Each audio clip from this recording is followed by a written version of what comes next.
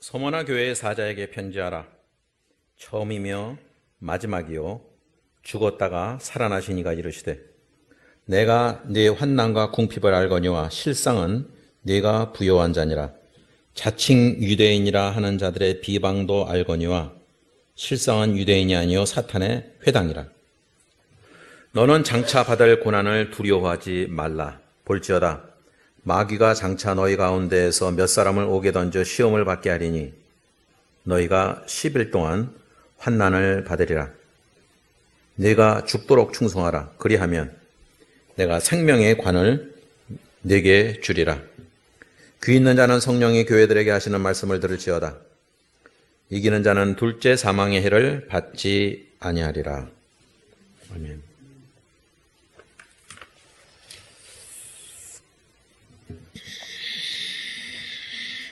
감사한 것 중에 하나는 오늘 이 본문을 사실 굉장히 오래전에 제가 이 본문을 택한 적이 있습니다.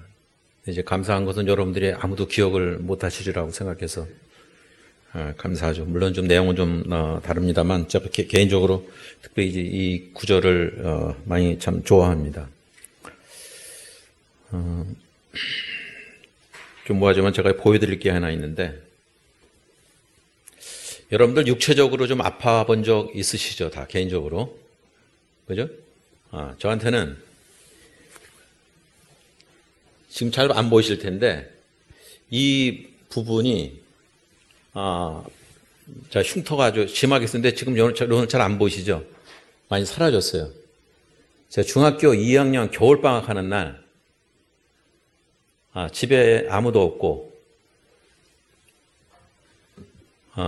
부뚜막에 이제 아궁이에 옛날에 뭐 가난했으니까 목욕할 물을 항상 거기다가 그냥 솥에다가 끓이고 있지 않습니까? 그날은 그 중학교 2학년이면 지금 어린아이인데 제가 연탄을 가는 당번이었어요. 연탄을 이제 와서 갈아야 되는데 그 솥을 들어서 부뚜막에다 올려놓고 이제 연탄 집게로 연탄 이제 구멍 맞춰서 이걸 뚫으려고 하다가 이 소뚜껑을 닫지 않은 거예요. 겨울방학 한 날이니까 내복을 입었겠죠? 이렇게 하다 이게 팔이 그 끓는 물에 들어간 거예요. 생각만 해도 끔찍하죠. 들어가자마자 뜨거워 하면서 나와서 옆에 이제 어떤 분이 또 계셔갖고 세던 분이 열려있으니까 뜨거워 하면서 옷 벗으라고 옷을 벗었더니 그냥 여기 내복에 그냥 살이 다 풀어던 같이 나오더라고요. 겨울방학 하는 날이니까 마침 학교 출석에는 지장은 없었습니다만 방학 내내 이제 누워 있었죠. 엄청 아프더라고요. 그 당시만 해도 1970년, 71년 뭐 이때니까 별로 뭐 마땅치도 않고 그 약을 이제 해다가 병원 뭐 갈 저것도 안 되고 약을 이렇게 뭐 이렇게 갖다 발랐어요. 근데 제가 그때 나도 독한 놈이구나라는 걸 알았어요. 그게 엄청 아프고 따갑고 막 그러거든요. 근데 건드리면 안 된다고. 그래서 정말 안 건드렸어요. 이 왼손에 내 기억에 막 뭐 혼자서 그거를 막 잡아매고 뭐 그 난리를 쳤습니다. 그리고 보니까 아물 때 그 주변이 정말 간지러워요. 근데 그걸 딱지 뜯으면 또 안 된다고 그러길래 참고 기다렸어요. 그래서 이 정도로 됐는데 그 당시에는 지금은 눈에 잘 안 띄는데 저는 그게 굉장히 스트레스 받았어요. 그러니까 여름 되면 하복을 입잖아요. 옛날 교복 입고 하복 입으면 반팔인데 버스를 타고 가다 보면은 이렇게 그 손잡이를 잡아야 되는데 여기 이렇게 있으니까 그거 오른손으로는 잘 손을 들질 못했어요. 그러다 세월이 가니까 이제 좀 아물더라고요. 그게 제가 겪었던 육체적인 고통 중에 육체와 정신이 참 같이 간다는 거를 정신으로도 힘들고 육체적으로 참 힘들었습니다. 또 하나 저에게 잊을 수 없는 사건 중에 하나는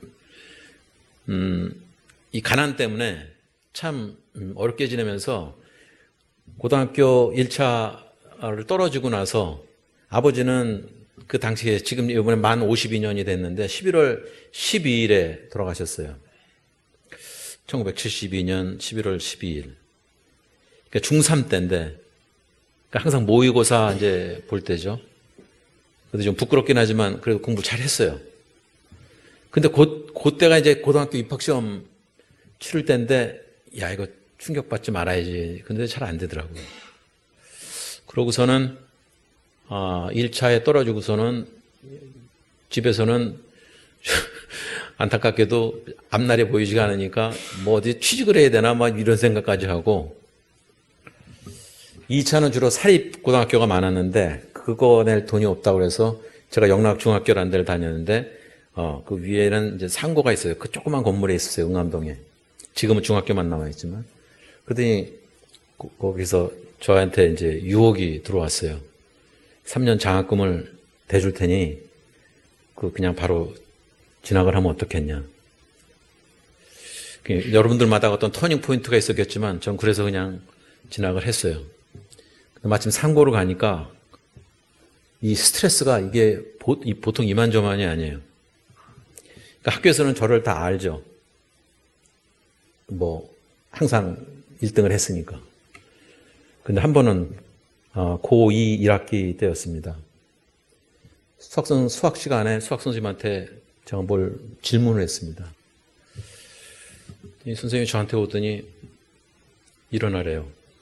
일어나라 그러더니 이 주먹으로 여기를 냈다 쳐갖고, 지금 생각해도 이게 참 끔찍한데 피가 줄줄 흐르고 다 깜짝 놀랐죠.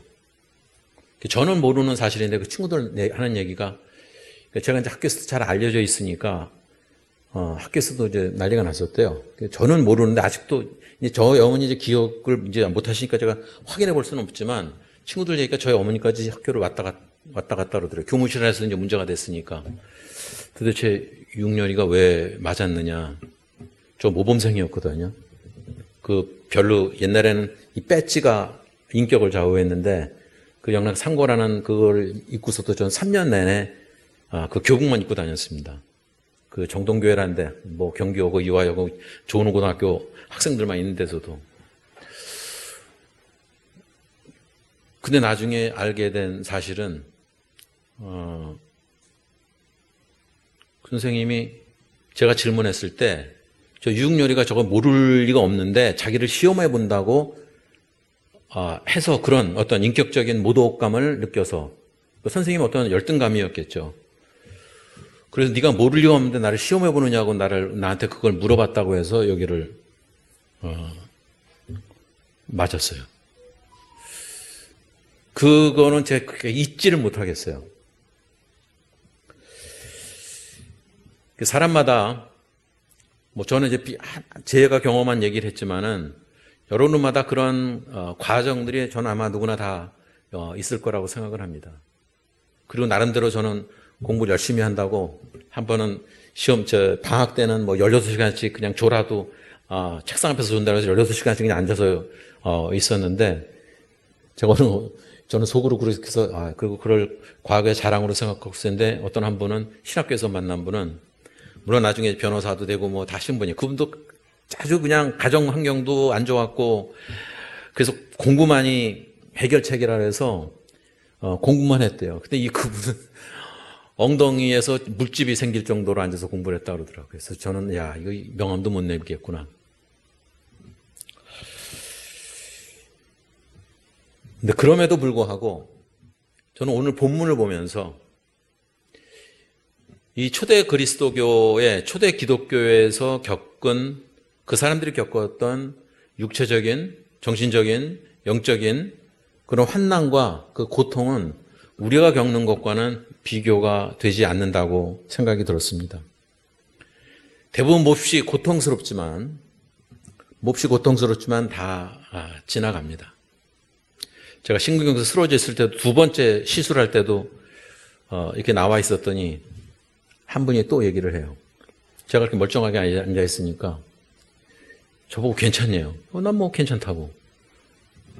처음에는 이 사타구니라지만 그 다음부터는 여기 한 4번 정도 일루에서 이제 하거든요. 뭐 괴롭죠. 저는 뭐 그거 하면은 뭐 괜찮겠군 생각하고 저는 뭐 바늘 뭐 찔리고 뭐 주사 맞고 그런 거 별로 두려워하지 않거든요.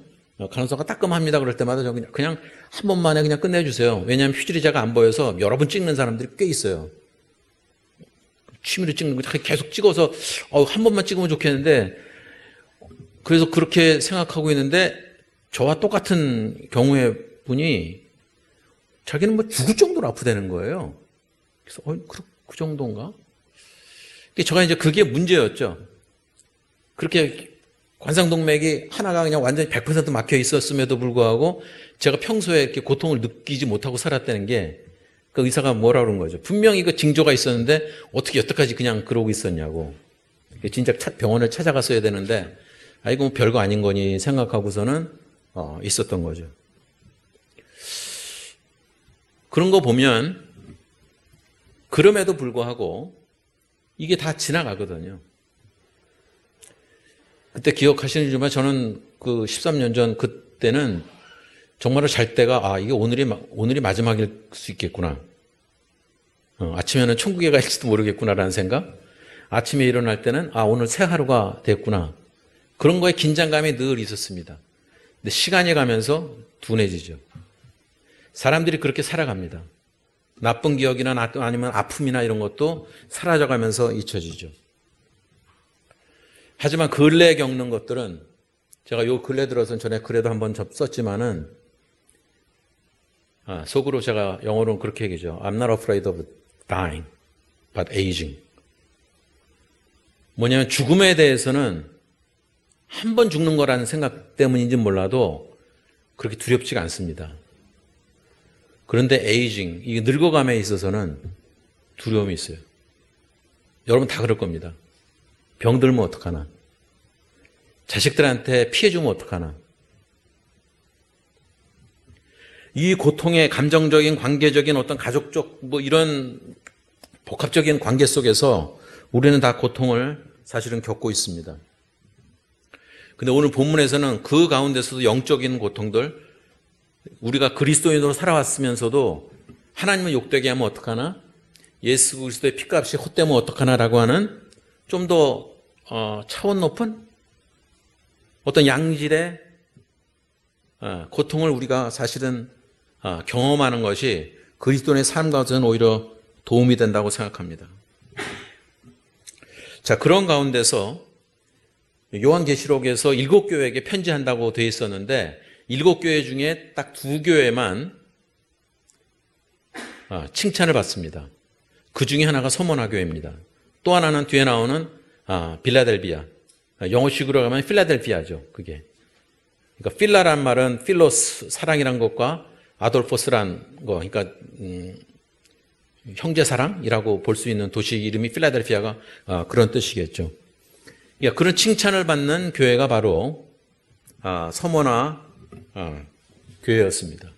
근데 그 서머나 교회가, 서머나 교회에 대해서 우리가 좀 설명해 볼 필요가 있는데,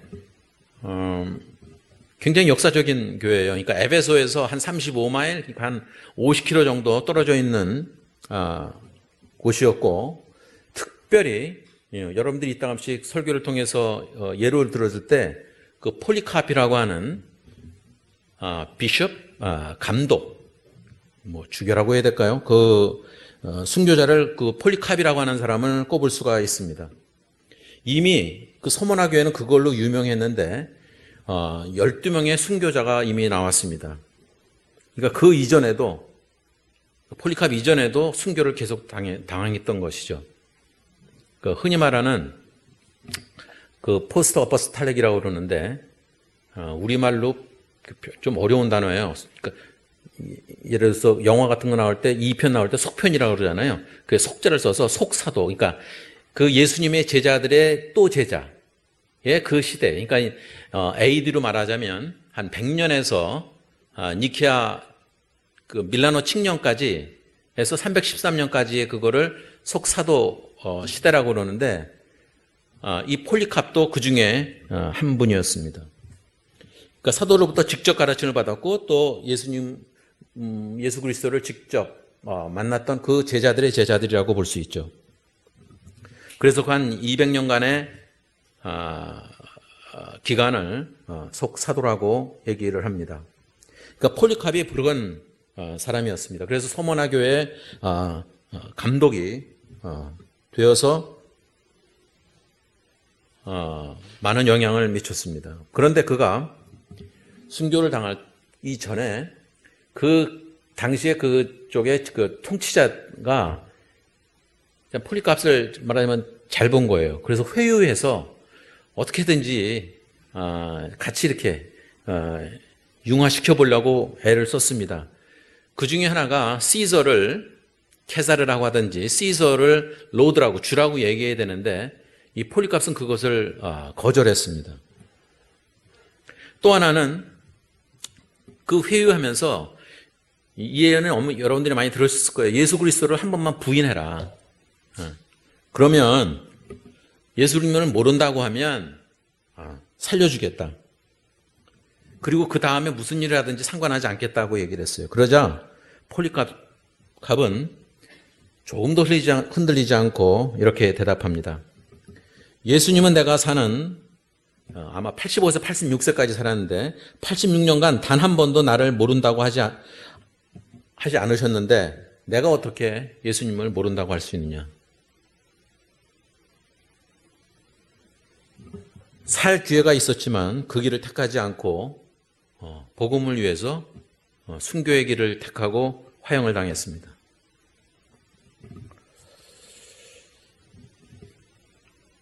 그리고 그를 박해하는 자들을 용서해달라고 기도했습니다. 그리고 기도하는 가운데서 장작더미 위에서 화형을 당합니다. 마치 예수 그리스도의 십자가를 연상케 하는 그런 장면입니다. 이처럼 소모나 교회는 그 로마의 외적인 박해뿐만 아니라 또 그 가운데서도 거짓 교사들 또 유대인들 뭐 이런 것들이 내적으로도 갈등이 많이 있었습니다. 그래서 더더욱 그 폴리캅 때문에서라도 더 강한 핍박이 박해가 시작됐습니다. 그리고 그런 것을 또 이용해서 편취하는 집단들이 꼭 생기죠. 그런 유대인 집단들이 또 있었습니다. 아주 조직적으로 치밀하게 교회를 박해했습니다. 따라서 그런 박해 때문에 오늘 본문에 나오듯이 궁핍이라는 단어가 나오는데 교회가 가난해질 수밖에 없었습니다.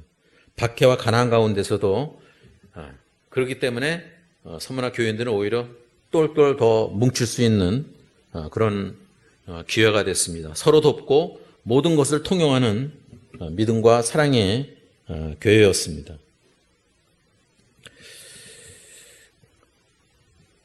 자, 그런 배경을 가진 이 서머나 교회에 오늘 8절에 보면 정말 아주 감동적인 단어가 나옵니다. 처음이며 마지막인 first and last. 알파 오메가라고도 표현을 하죠. 그리고 죽었다가 살아나신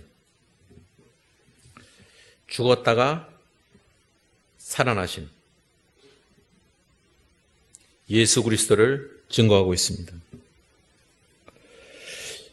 죽었다가 살아나신 예수님의 모습은 지금 이 서머나 교회가 겪고 있는 고난과 또 이 뒤쪽에 나오는 또 장차 겪어야 할 고난의 아픔을 그대로 보여주고 있습니다. 그 예수 그리스도의 죽음과 부활은 그 샘플이 되고 있었습니다.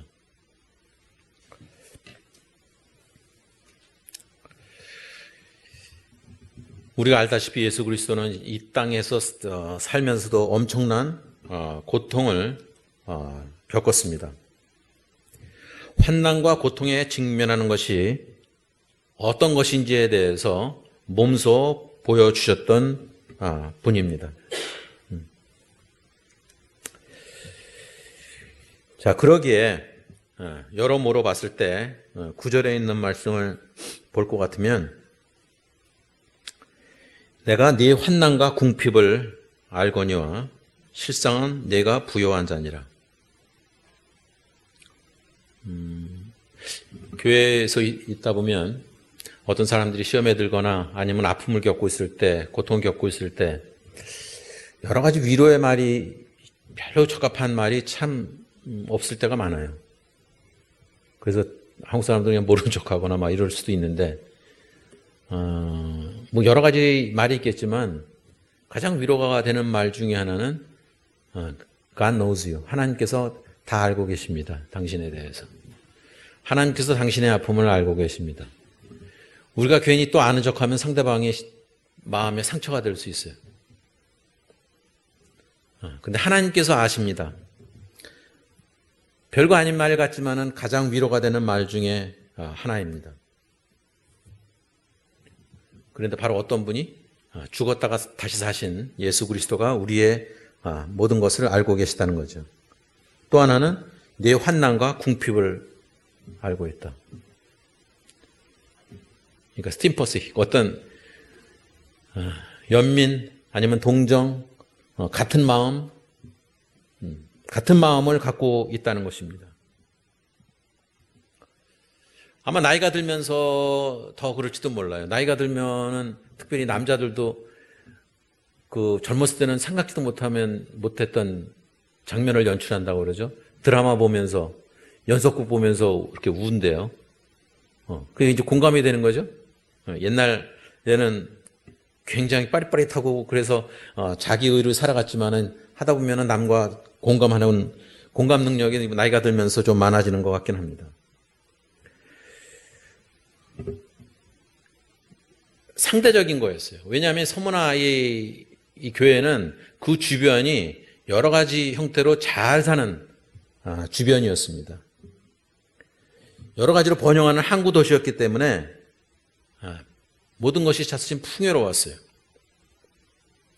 그럼에도 불구하고 서문화 교회는 그런 순교자들이 있었고 또 예수 그리스도를 온전히 믿는다는 것 때문에 이 환난과 궁핍을 면할 방법이 없었습니다. 그들이 비록 가난하게 살고 있을지는 모르지만 그리스도 안에서 오늘 보면 실상은 네가 부요한 자라고 칭찬을 받고 있는 것입니다. 어찌 보면 환난과 궁핍이 강한 믿음을 갖는 데는 훨씬 더 도움이 된다는 것을 볼 수 있죠. 우리가 사람들 인간관계에 있어서 늘 얘기하듯이 고통을 함께 겪을 때 진정한 친구를 만날 수 있듯이 누가 복권이라도 되고 돈이 많다고 그러면 그 주변엔 사람들이 들끓습니다. 정치가들도 마찬가지죠. 권력을 쥐게 되면 거기에 사람들은 많이 붙습니다. 근데 거기서 진정한 친구를 찾아내는 거는 무척 어렵죠. 근데 정말 내가 가능성이 없어 보일 때, 힘들고 어려울 때 나의 손을 잡아주고 같이 어깨동무를 해줄 사람이 진정한 친구가 되겠죠. 그러니까 환난과 궁핍이 훨씬 더 믿음 생활에는 득이 될 수 있습니다.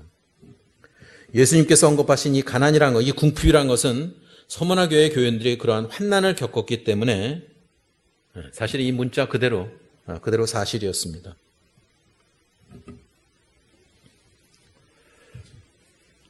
그 당시에 겪었던 여러 가지 것들, 신성모독이라고 할 수 있는 비방, 아니면 명예훼손 또는 학대 이런 것들이 바로 그런 것들이었는데 사실은 그런 것들이 신성모독이라는 게 하나님을 대적하는 말로 생각하지만 그것뿐만 아니라 서문화 교인들에게 향한 것이기도 했습니다. 당시 서문화에는 유대인 인구가 많이 있었다고 합니다. 믿는 자들을 핍박하고 환난을 초대하는 일들을 그들이 자행했다는 것이었습니다. 그래서 이 단어가 굉장히 참 강력한데 굉장히 거칠고, 여기 보세요. 9절에 보면 자칭 유대인이라 하는 자들의 비방도 알거니와 실상은 유대인이 아니요 사탄의 회당이라. 이 엄청난 말이죠. 회당이라는 말은 시냐고그를 해서 유대인들이 모여서 예배드리는 곳이에요. 시냐고그, 회당. 근데 사탄들만 모여있다는 거죠. 아주 강력한 언어가 사용되고 있습니다. 여기서 그 사도 요한은 그들의 민족적 유대인이라는 사실에 의문을 제기한 것이 아니라 하나님과 맺은 언약에 대한 그 영적인 주장을 질문하고 있다는 것에 우리가 주의를 기울여야 됩니다. 그러니까 실상은 아니라는 거죠. 겉만 우리가 뭐 경건의 모양이 있대 경건의 능력은 없다고 얘기하듯이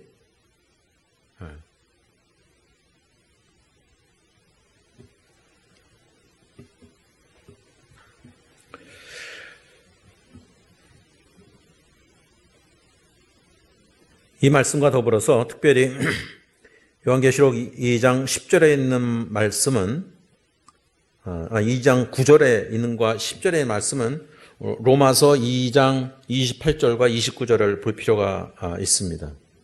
이건 한번 좀 찾아보시겠어요? 같이 볼까요? 로마서 2장 28절과 29절.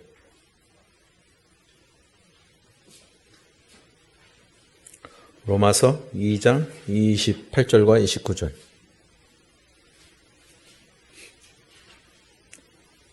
이거 함께 같이 읽을까요? 시작.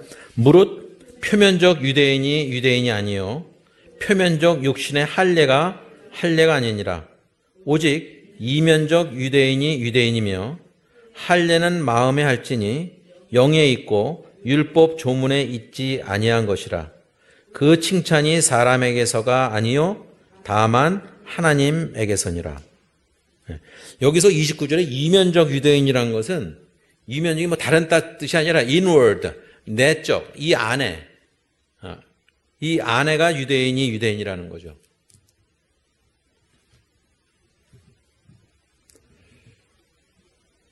그 이중적으로 살아가는 유대인들이 많았다는 거죠. 바리새인도 그런 사람들이었고, 그러니까 오히려 뭐 사도 바울이 사울이었을 때 그러한 일을 아주 과감하게 했던 거죠.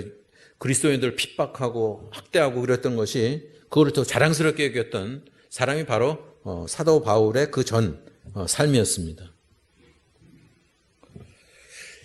내적으로 그 유대인이 돼야 된다는 거죠. 할례는 마음의 것이고 또 성령 안에서 하는 것이지 문자로 하는 것은 아니라는 것입니다. 또 하나님을 찬양하는 것은 사람에게서 나온 것이 아니라 하나님으로부터 나오는 것이라는 거죠.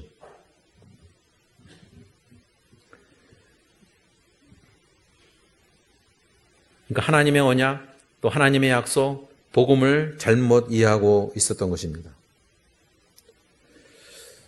그래서 유대인 혈통을 가진 이 집단이 소문난 신자들의 환난의 직면에 있을 때부터 그들은 뭔가를 계속 소문난 그 교인들을 핍박하려고 했고 또 가난하게 되는 그 원인을 제공한 사람들이 바로 유대인들이었다는 것입니다. 자, 그럼에도 불구하고 이렇게 해서 끝나면 좋겠는데 우리에게 사실은 조금 무거운 짐을 2장 10절에서 보여주고 있습니다. 너는 장차 받을 고난을 두려워하지 말라. 그렇게 고난을 받고 있음에도 불구하고 환난과 궁핍 속에서 살아가고 있음에도 불구하고 이제 끝냈으니 너희들 행복해라 뭐 이렇게 위로를 해주면 좋으련만 너는 장차 받을 고난을 두려워하지 말라. 고난을 또 받는다는 거죠. 볼지어다 마귀가 장차 너희 가운데서 몇 사람을 오게 던져 시험을 받게 하리니 그 가운데서 또 순교자가 또 나올 거고 또 누군가가 또 죽음을 당할지도 모른다고 경고하고 있습니다. 몇 사람을 오게 던져 시험을 받게 하리니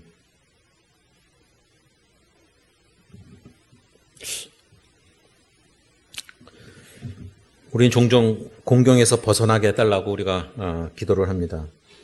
근데 그 기도에 대한 응답이 이렇게 그냥 빠져나가는 것이 아니라 오히려 그 고통 가운데서 두려워하지 말라. 고통을 받으려는 거예요. 우린 피하려고 하는데 받으라는 겁니다. 한 가지 그 다음에 이어지는 말에서 우리가 위로를 받습니다.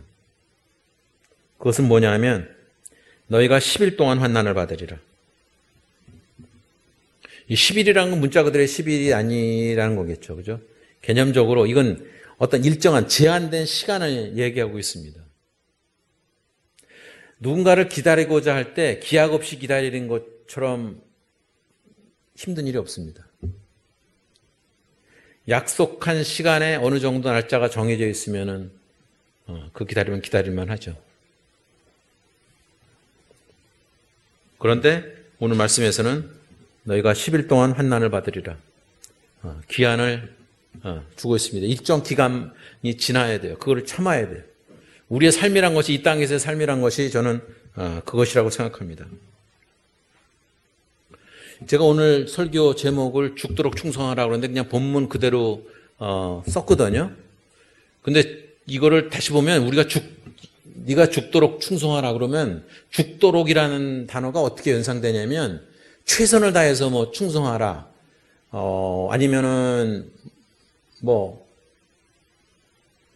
죽을 정도로 힘겹게 충성하라 이렇게 또 받아들일 수 있는데 그 포인트가 아니라 그 헬라어를 또 영어로 보게 되면 뭐라고 하게 되냐면 죽음에 이르기까지, 죽음의 until death라고 하든지 아니면 더 구체적인 NIV에는 더 표현이 잘 되어 있는데 even to the point of death라고 되어 있어요. 죽음에 이르는 순간, 그 순간까지 be faithful, 믿음을 지키라는 거예요. 충성을 다해서 믿음을 지키라는 거죠.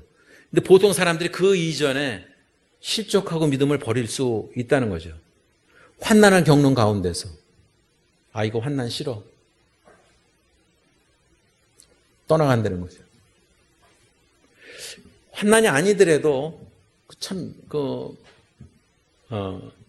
묘해요. 사람들이라는 것이 힘들고 막 어려울 때는 하나님을 찾습니다. 그런 사람은 하나님을 찾는 게 아니라 뭐 부처도 찾고 뭐 알라도 찾고 다 찾겠죠.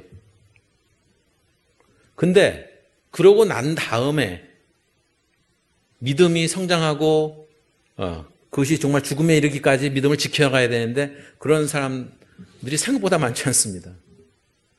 그걸로 끝이에요. 내가 이제 얻을 거 얻었다 하고서는 배교하는 사람들이 생각보다 많습니다. 환난이 끝났다고 말씀하시는 대신에 환난이 또 올 거라는 것, 너희가 곧 겪게 될 그런 것도 두려워하지 말라. 아까도 제가 그 afraid라는 단어를 썼는데 그 두려움이 참 이게 무서운 단어예요. 두려워하지 말라. 여호수아서에서도 강하고 담대하라라고 하는 그 말씀이 두려움에 있을 만한 환경 속에서 두려워하지 않는 게 그만큼 어렵다는 것입니다.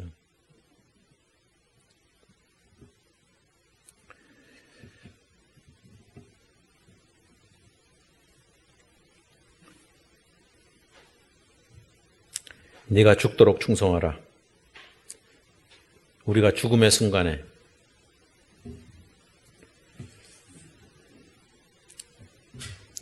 그 순간에 우리가 판단하기는 어렵지만은 제가 제 경험으로는 대략 두 가지로 나눠지더라고요. 평소에 신앙생활을 잘하고 정말 훌륭한 사람처럼 보였지만은 죽음에 이르는 순간에는 두 가지로 나누어지더라고요. 그냥 고요하게 하나님을 찬송하면서 마치 정말 천국에 입성하는 그 표정대로 돌아가시는 분이 있는가 하면 좀 더 살겠다고 발버둥 치는 사람들이 있어요.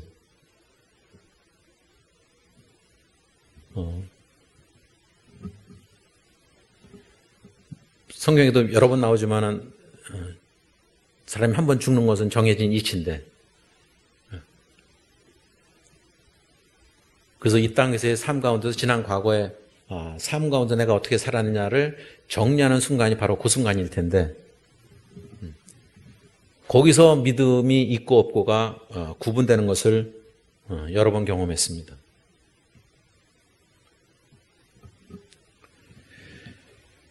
내가 죽도록 충성하라. 그리하면 내가 생명의 관을 주리라. 여기에 관이라는 것은 크라운인데 우리는 이제 면류관이라고도 표현을 하죠. 이 관이라는 것은 대략 헬라어에서 두 가지 표현을 씁니다. 하나는 그 왕관을 얘기할 때 왕관이 통치자로서의 권력, 권위를 갖고 있는 관. 또 하나의 관은 우리가 운동에서 뭐 금메달 따거나 그럴 때 우리 메달 달아주지만 그때 뭐 마라톤이라고 하면 그 옛날에 면류관을 주듯이 관을 주듯이 이렇게 짠 걸로 그 관을 여기서는 표현하고 있습니다. 어떤 사람들은 그 유치하다고 볼 수 있지만 우리의 궁극적인 목표는 생명책의 이름이 오르는 거예요. 또 다른 표현을 하면 여기에 말씀하시는 것처럼 생명의 관을 얻는 것입니다. 그러기 위해서는 죽음의 순간까지 be faithful, 믿음을 지켜야 된다는 것입니다.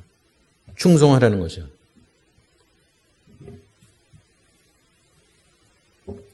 믿음을 끝까지 지켜야 된다는 것입니다. 그래야 생명의 관을 얻을 수 있는 것입니다.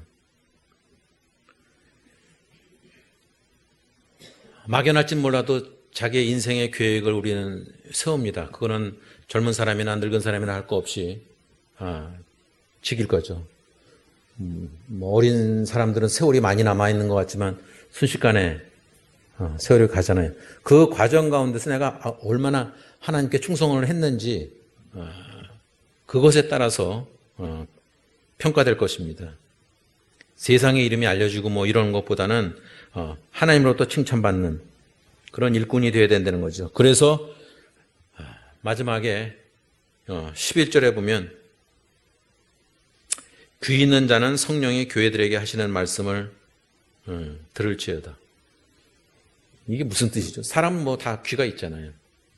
근데 귀가 있어도 듣지 못하는 사람이 있다는 거죠. 사람들끼리 그 갈등이 생겨서 싸울 때에도 자기 말만 하는 사람들이 있죠. 남에게 듣지 않고. 그것처럼 답답할 데가 없어요. 세상에 얼마나 많은 설교가 쏟아져 나옵니까? 세상에 얼마나 많은 기독교 서적들이 많이 있습니까? 그럼에도 불구하고 깨닫는 사람들은 그렇게 많지 않다는 거죠. 귀 있는 자는 성령의 교회들에게 하시는 말씀을 들을지어다.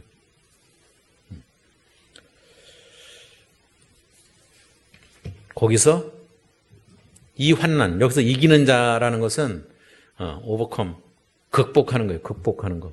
뭐 싸워서 이기는 뭐 표현도 될 수 있지만은 그런 과정들, 환난과 궁핍과 이런 것들을 극복하는 거죠. 극복해 내는 자에게 있어서는 하나님께서 면류관을 주시고 또 그 다음에 겪어야 될 고난은 없다는 것입니다. 그것이 둘째 사망의 해를 받지 않는다는 거죠. 다시 한번 예수님께서 말씀하시는 것은 이 사실은 어떤 격려의 말씀인데 서머나에 있는 사람들만의 것이 아니라 이 본문은 사실은 우리를 위한 것입니다. 그러한 영원한 상을 받고자 하는 생명의 면류관을 받고자 하는 모든 사람들에게 해당되는 것을 우리에게 상기시켜 주고 있습니다. 누구든지 귀가 있으면 우리에게 하실 말씀이에요. 성령이 교회들에게 말씀하시는 것을 들을지어다. 이것이 그것을 이기는 자에게 큰 위로가 된다는 것입니다. 극복하는 사람, 잘 맞추고 죽기까지 인내하는 사람, 믿음을 잘 지키는 사람, 그것이 바로 그리스도인의 삶에서 성공하는 사람이라는 것입니다.